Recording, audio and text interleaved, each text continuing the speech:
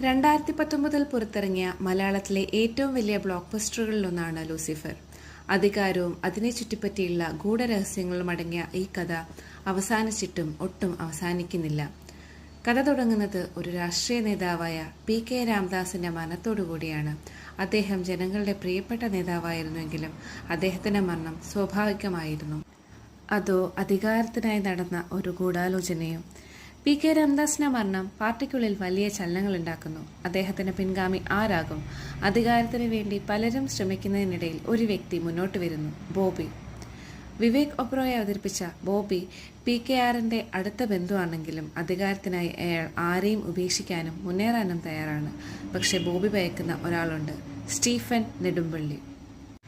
മോഹൻലാൽ അവതരിപ്പിച്ച സ്റ്റീഫൻ നെടുമ്പള്ളി ഒരു മനുഷ്യനോ ഒരു ആശയമോ? പാർട്ടിയുടെ പഴയ വിശ്വസ്തനാണെങ്കിലും അവന്റെ യഥാർത്ഥ ശക്തി എവിടെ നിന്ന്? ബോബി അയാളെ ഇല്ലാതാക്കുന്നതിനുള്ള എല്ലാ ശ്രമവും നടത്തുമ്പോൾ സ്റ്റീഫൻ അതിനെ തകർക്കുന്നു.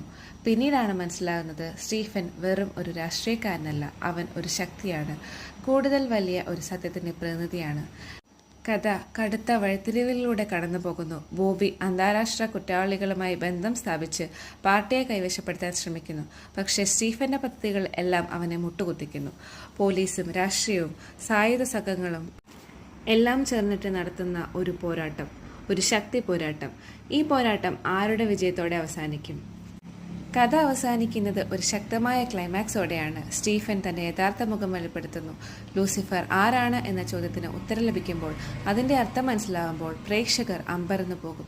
പക്ഷേ ഇതുവരെ കണ്ടത് വെറും തുടക്കമാണ്. കാരണം ലൂസിഫറിന്റെ യഥാർത്ഥ കഥ ഇനിയും അവസാനിച്ചിട്ടില്ല. എമ്പുരാനിലൂടെ നമുക്ക് ബാക്കി കാണാം.